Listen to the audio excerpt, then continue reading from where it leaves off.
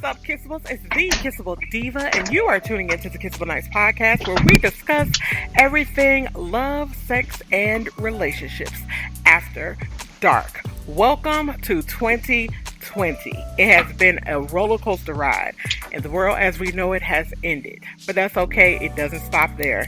Listen, I wanted to come back with an episode that is more for the men. I have a lot of things that's catering towards women. So I wanted to come back with something that's more catered towards men. And hopefully you'll enjoy this episode. I really do love giving advice and tips on things such as this. So on the show today, we have Mr. Adrian Carter. How are you today? I'm doing well. Thank you for having me on your program. I'm well. Awesome. Thank you so much for coming on today. So I want you to kind of give the people a synopsis or a little small bio of yourself, if you can. Again, my name's Adrian Carter. I'm a relationship building coach. I'm a conflict resolution practitioner and leadership development trainer, which just simply means at the end of the day, I help people learn how to lead and love.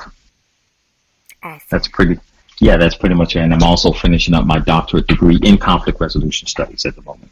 Awesome. So today we're going to be, of course, giving you tips and tricks on how men can practice self-love. Now, I do have a list here, but, Mr. Carter, please interject anything that you feel that is necessary. First of all, I talk about this in my most recent videos. I feel like anybody who is looking to discover themselves, rediscover themselves, identify with themselves, they need to detox. And that's not only with, things in your home, but that's things internally as well. So any past relationships, any bad situations, you want to clear yourself of those things and kind of make sure that, that you're not holding on to that when you're trying to rediscover or re-identify with yourself. What do you say? Yeah, I think the detoxing period is very important. I think the process does begin with a conversation with yourself and a willingness to turn everything off. I think our world is very loud. Matter of fact, it is. It's just new music comes out on these streaming networks daily. New programs come out daily for television. We have streaming services. So much is readily accessible. There's 24-hour news cycles. There are 24-hour places of events, right? Before the quarantine and whatnot, where it's open. So much of our world is constant and is very busy and it's bombarding. It's always going. You have to turn the noise off. You have to find a way to go to a very quiet space, because unfortunately, in a lot of the noise that we're hearing, it's telling us how to think, act, and feel.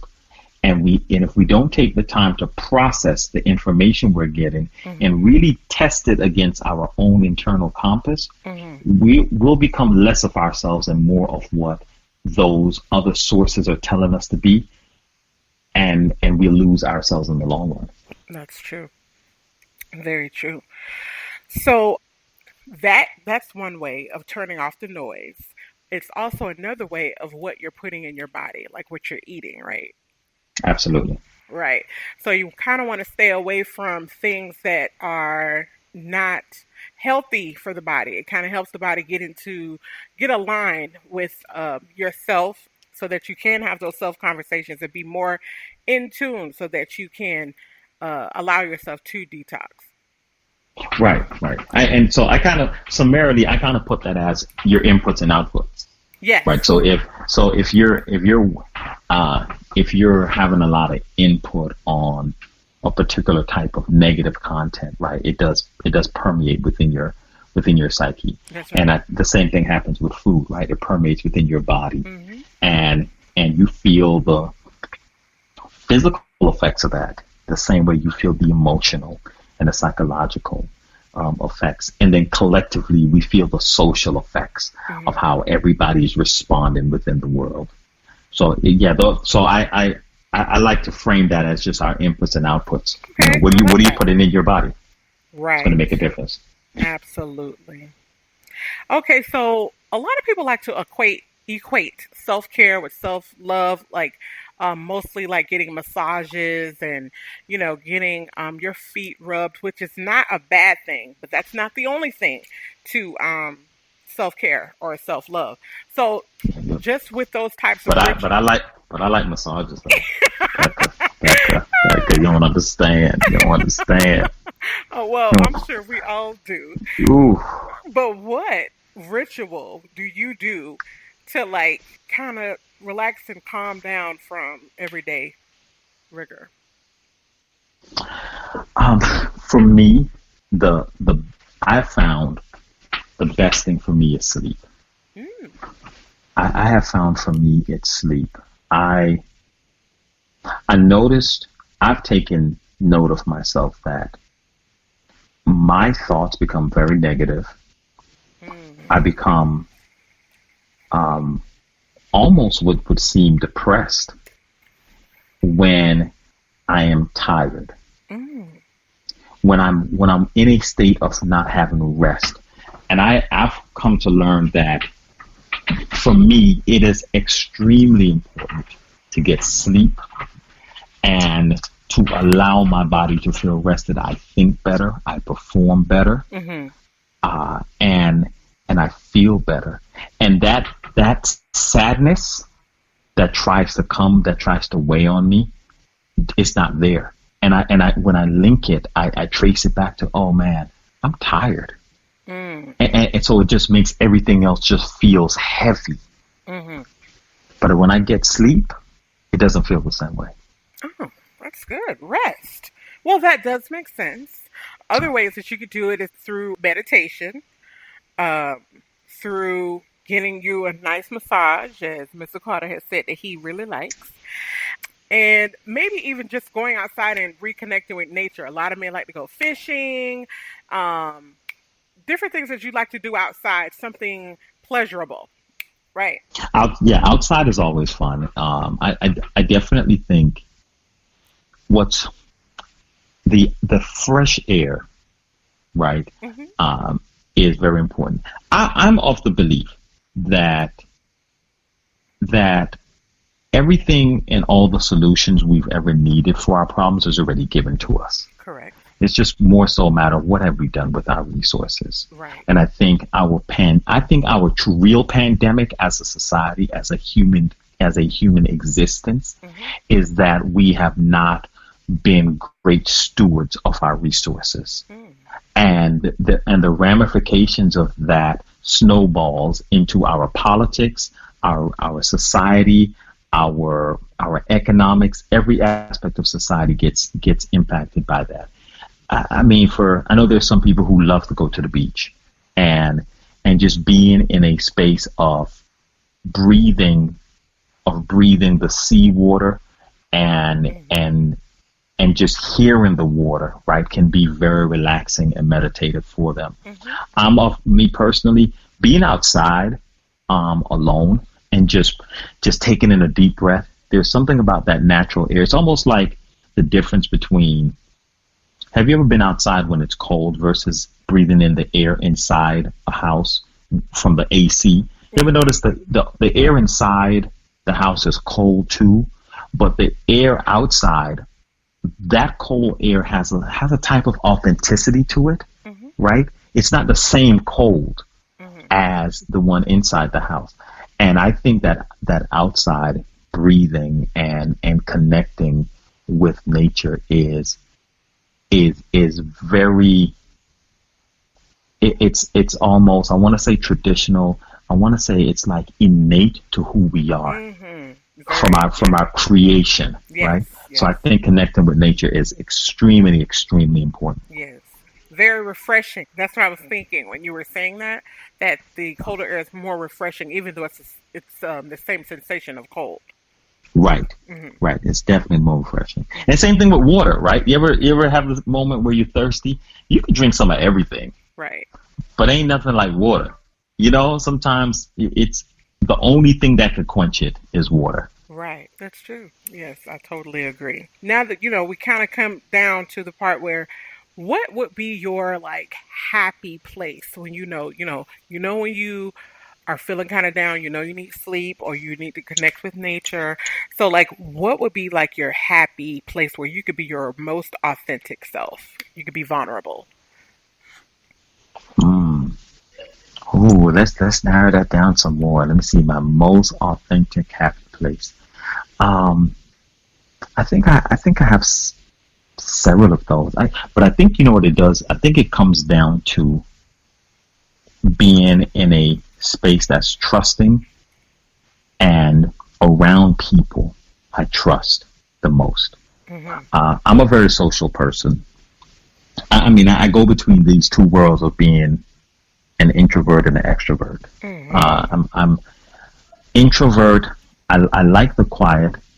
I need the quiet Mhm. because I listen to myself think, right? So that goes back to turning off the noise.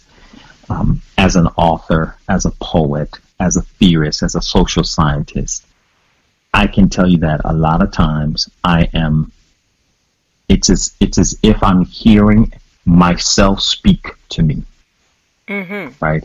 I'm hearing my higher self speaking to my lower self, Mhm. and we're forming and we're building our relationship and having conversations and gaining enlightenment through that process. So I need that quiet. And I can tell you this right now. The worst thing you could do to me is be loud so that I can't hear myself think. Mm. I get lost. In fact, I get frantic because I feel like I can't hear my internal movement. I have to have that quiet.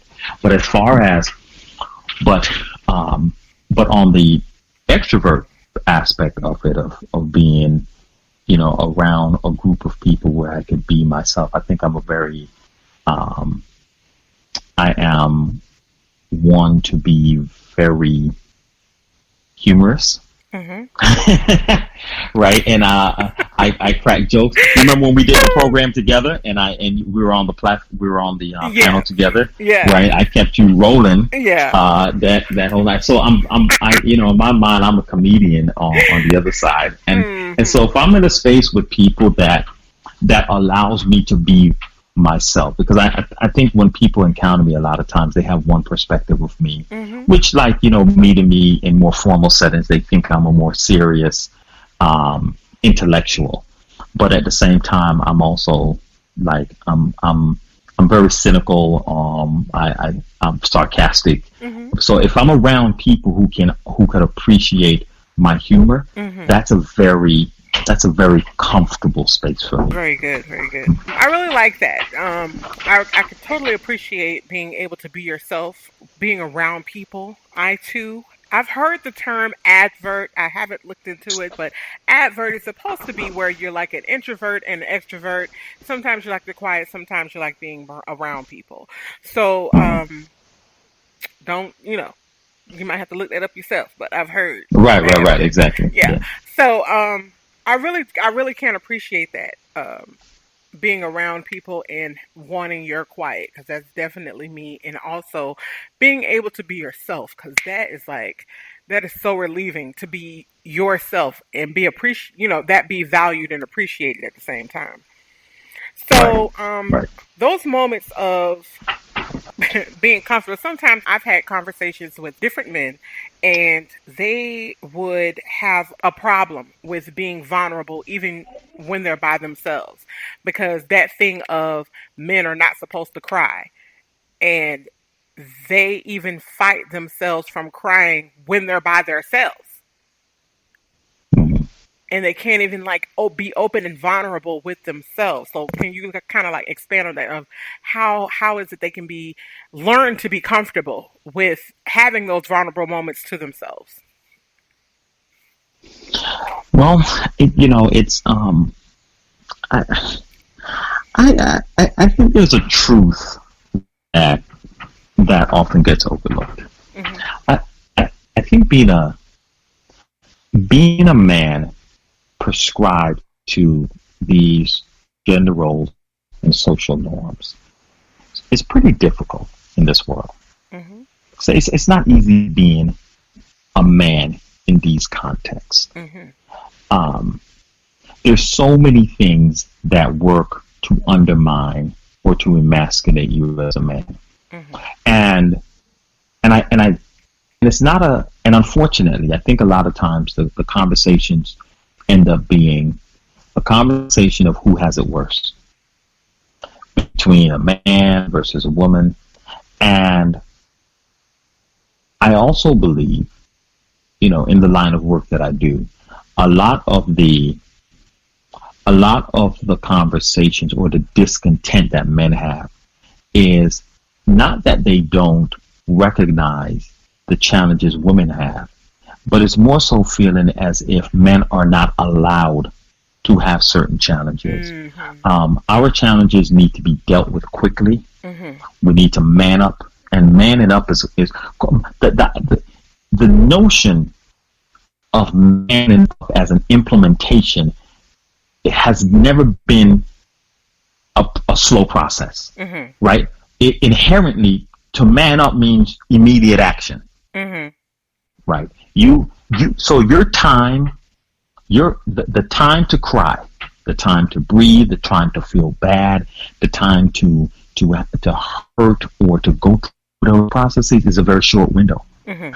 And if you're hurt, you need to be hurt, and tuck that away, compartmentalize that someplace, and man up and respond and move quickly. Mm-hmm. I think so. So that's a reality that men face. In the long run, from my research, from talking on panels, from talking to both men and women, the reality is that we share the very same experience. The female experience and the male's experience is really not different. They show up in different ways, Mm-hmm. right? Our points of pain occur through different things. Mm-hmm. If the points of pain for women were the first 5 letters of the alphabet, and then the men, A B C D E, and then men start from F G H I J, and so our points of pain may look different, but we all have them. But in masculinity, men have not been given the permission to allow themselves to go through certain processes. Mm-hmm. So even in his quiet time, even in his alone time, Mm-hmm. he still has to maintain what it means, or what is the definition or the idea of what it is to still be a man, even to himself. Mm-hmm. So I'm not going to cry even in my alone time, because then I'm letting myself know that I'm not somehow, in some shape or form, less than the man that I'm supposed to be. Mm-hmm. That's a reality. So I think men need permission to be informed that, one, what you experience is real. Mm-hmm. Your hurt, your pain, your challenges, trying to go out into this world every day and travail is a real battle that men face. Right. And to come home and to try to make sense of this world and how to maneuver within it and how to acquire capital and how to be a good father or a good husband or a good spouse or a good whatever it may be, and live your best life is a lot of work. And I think men need to be acknowledged for that work. Mm-hmm. And men need to be informed that it's okay to not be okay. It's okay to feel overwhelmed. It's okay to want to stop and take a break. Right? Mm-hmm. So if we can begin to get into the practice of informing our social conversations by letting men know that it's okay, then I think we can see some growth, right, in how men are developing their self-care and even being vulnerable with themselves. Yes. So that their identity and their notions of masculinity remains intact even as they're being vulnerable. Mm-hmm. I like that. That was very well explained. It takes me back to be comfortable with being uncomfortable, because that's where growth comes from. Right.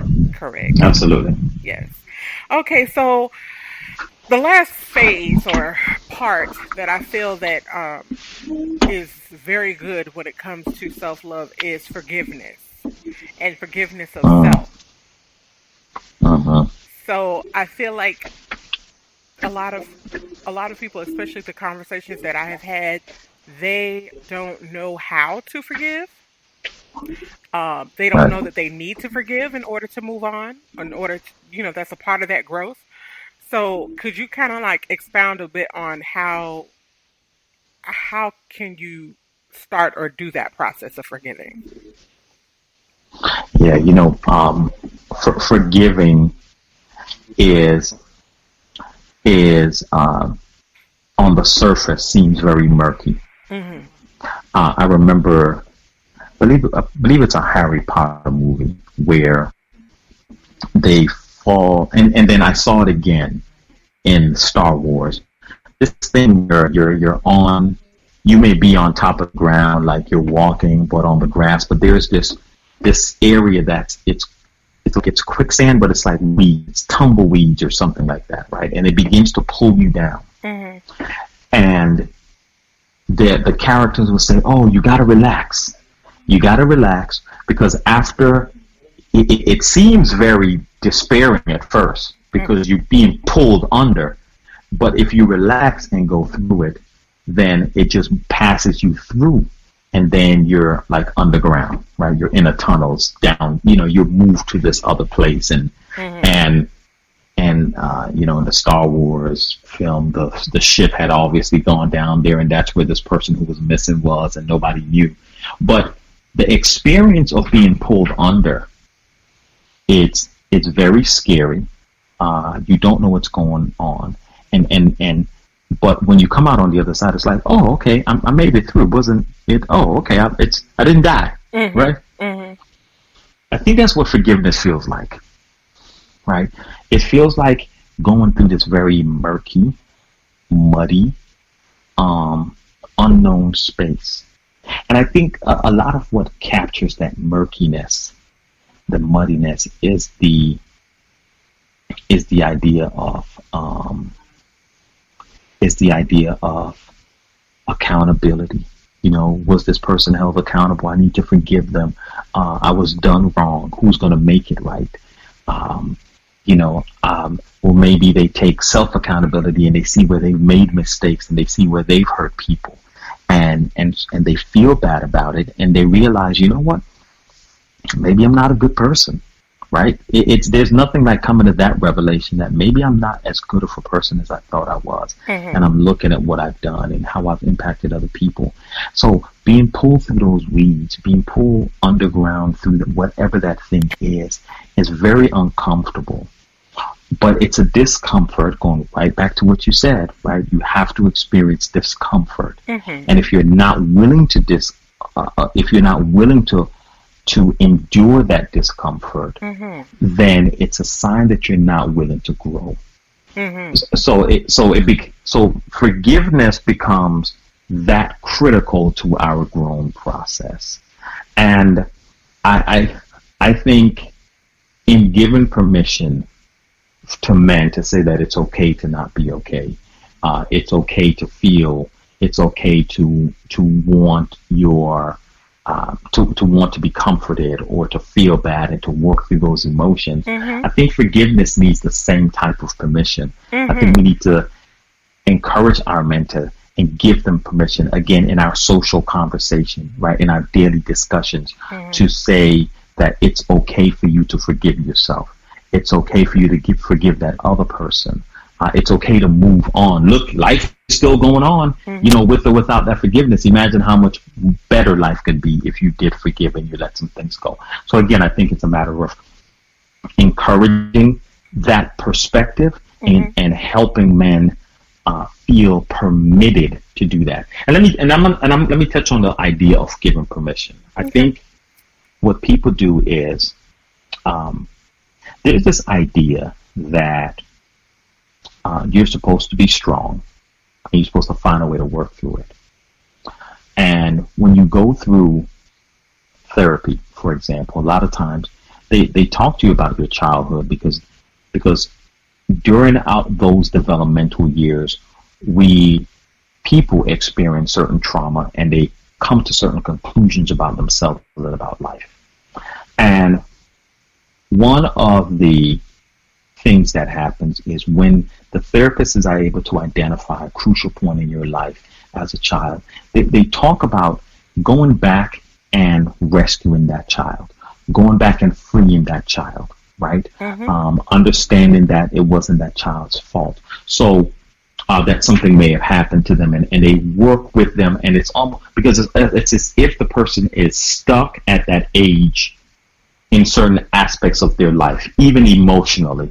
Right. They've not grown since they were 12 years old when something happened to them, and here they are 35, but still having that gap, right, of some 20-something years between the two. People need permission because they've held on to something for so long, right, that in holding on to it for so long, they forgot that they can let go. And so you might have to remind a 55-year-old man that, hey man, it's okay to let go of what happened when you were 25. It's okay to let go of what happened when you were 15. And by giving them permission and encouraging them to see the benefits of letting go, again, people hold on so tight to certain things that have shaped their experiences that that they forget that they can let it go. And so they need a podcast, they need a program, they need an encouraging word from someone that has a Facebook Live, or does live on Instagram, or it's a show, or it's Oprah's, or it's a book, right? Or they're part of a book club, whatever it may be. And that's why I think these platforms are so important, because it pushes that positive energy out into the atmosphere and into the universe, and it's up for grabs. And so even here on your program, you don't know who might grab it that might need it, right? But because it's available, right, it just helped somebody. So that's why the whole thing of giving permission is important. People hold on so long that they forget that they're able to let go, and someone has to come along and tap them on the shoulder and be like, hey, you can let that go. And they're like, man, thank you. I've been holding on so long. Right. And just think about the mechanics of holding on. Do you know what happens when you hold on to something, even physically? Your hand begins to contour to the shape of that thing that you held on to. And even when you let it go, if you've held on to it so tight, you've left an imprint in it as it has left an imprint in you. So there goes the need to detox and to peel your finger off one by one from holding on to something so tight, and that's where the process is until they're able to get their hand off of it completely. So none of this is usually an overnight work, but it's a very necessary work to give permission. Absolutely. I like that. I love that. Absolutely. I actually love that. So I feel like that is it's an ongoing process. This is not something that you do one time. This is something that have to be practiced over and over again. So I feel like you have actually brought it back to square one with talking about giving of permission. I so appreciate you coming on to the show and giving your perspective on how men can practice self-love, because I feel like it is entirely important.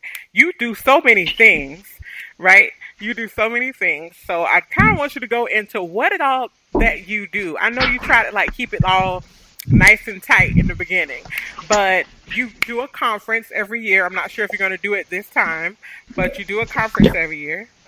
What's the name of that conference? So every year I put together, for the past 2 years, I put together what is called the Empowerment Conference. And that conference is a conference dealing with leadership, economic activism, development, and conflict resolution. And it's focused on redefining masculinity and manhood in the 21st century. Yes. And I think we have a very dynamic and changing world. I think we also have a world that's very reflective of a new woman, women who are much more established, much more educated, much more outgoing, politically active. And I think all of that is exceptionally appropriate, right, and should be done. And one of the things that's happened in the wave of women's growth, as you've seen over the last decade, is the plethora of women empowerment programs that happen. And I realized that men are not taking the same opportunity to empower themselves. No one ever said that the men couldn't do that. And in realizing the effectiveness that the women are having in meeting and gathering and breaking bread and sharing content and information and building relationships with each other, that men needed the same opportunity. There are some people who think, well, men don't need empowerment. And if then that a person who believes that then doesn't know what the word empowerment means. Exactly. Right. This is not about empowerment is about in the professional space, we may call it professional development, right? For the career oriented people, you go to professional development, you strengthen your communication skills, your leadership skills, right, your management skills, and that's what this is doing, because men need that. You cannot have this well-informed or this well-empowered woman without a well-empowered man, right? There becomes, to me, a disruption in the equilibrium between the two. And so that's an important part of the work that we're doing with the conference. I'm also an author, and I recently published a book titled Let's Get Married and Do Everything Except Make It Last. Yes.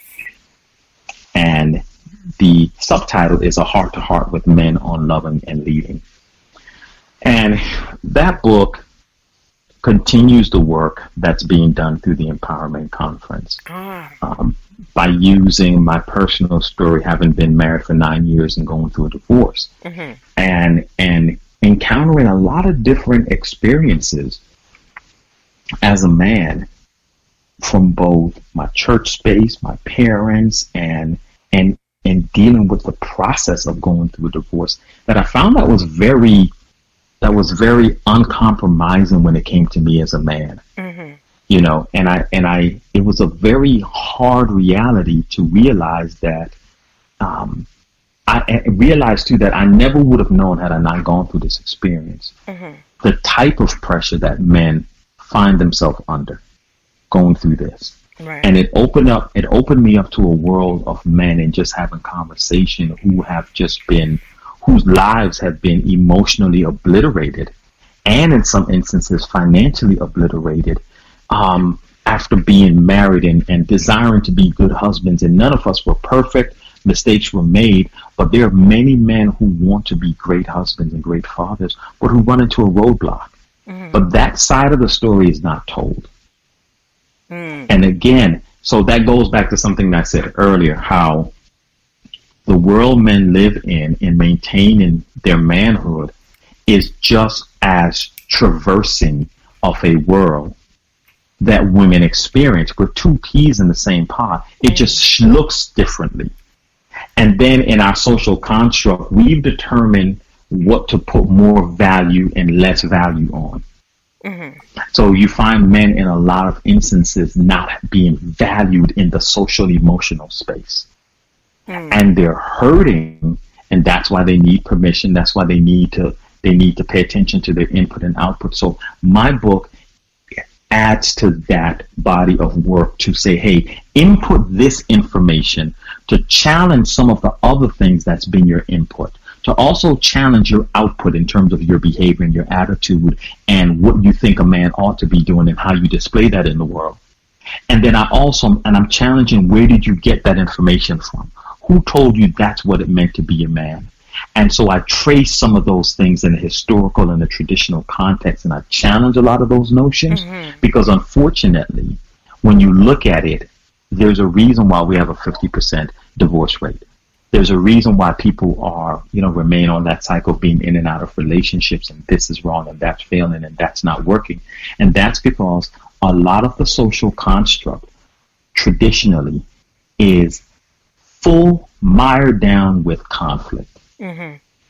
A lot of inherent to it. A man is supposed to do this and a woman is supposed to do that. And when you look at it, Men are socialized to be one way, women are socialized to be a whole nother way, and then we're told later in life to come together and become one.